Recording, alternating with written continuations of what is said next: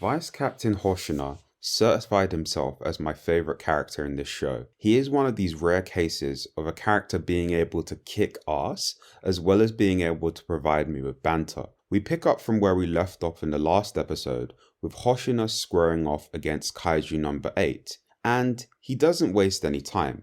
How'd he smash man them like that, then randomly end up in the air? Kaiju number 8 evades, and in what I can only describe as a Tenkaichi rush sequence, Hoshina pursues him, only for it to become Weave Nation for a minute, with some minor scratches. You know things are gonna get real when they incorporate slow-mo into a fight sequence. Hoshina strikes, not only exposing his core, but de-handing Kaiju Kafka like he was taking notes from the gangsters in Top Boy. Once Hoshina sees the core, he is locked in. Despite Kaiju Kafka regenerating, learning where the core is located made Hoshina go in even harder.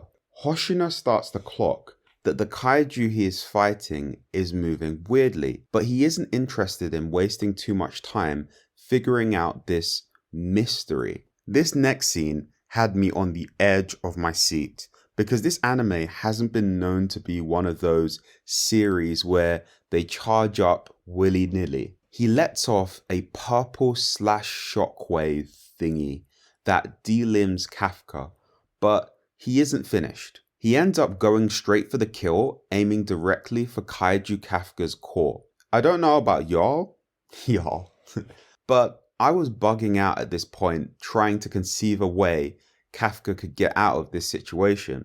But that didn't last for long, as Kafka's teeth caught Hoshina's blade. The intensity of this fight doesn't stop there, as Kafka charges up a punch, and not a normal one.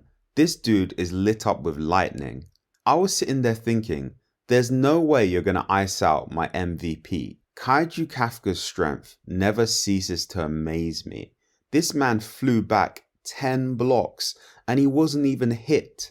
This whole thing just baffs Hoshina, so he thinks that number 8 is a Daikaiju. What I appreciate about Kaiju number 8 is that the majority of the characters are adults, so we get to deal with important themes like getting drunk at a work party.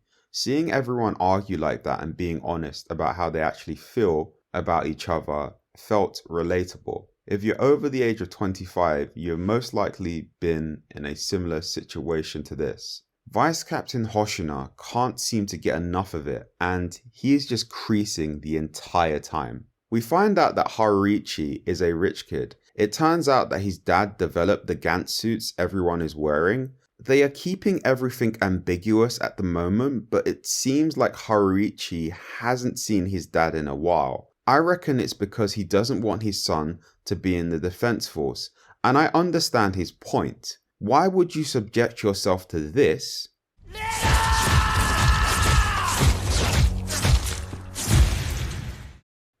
when you are rich? Especially considering the fact that he isn't fake internet guru rich. He is rich. Shinomiya even makes a comment that his dad has more peas than her dad. For this toxic prick to admit that, the gaps between wealth must be hella huge.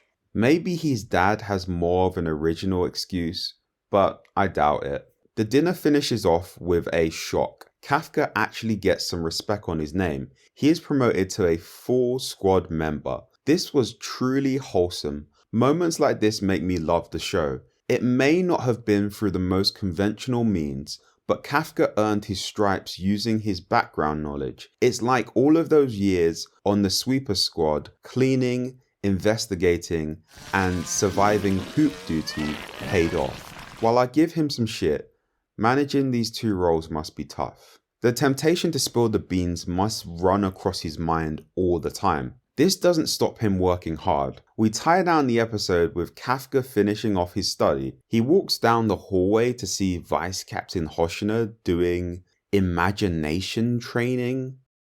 Properly though, none of that mantis-ish. Actually, seeing the villains they fight in this show, it would probably be more appropriate for them to take some notes from Baki. Yet again, Kafka disappoints me with his reactiveness. He didn't learn anything from the hospital scene earlier. He was so animated when the vice captain was breaking down ways he was going to kill number 8. He may as well have handed himself in right there. Kafka is like a superhero with his alter ego thing going on. His boss wants to kill him, his love interest is toxic, and he ends his days either in stitches or in a lab. This show never disappoints me with those damn cliffhangers.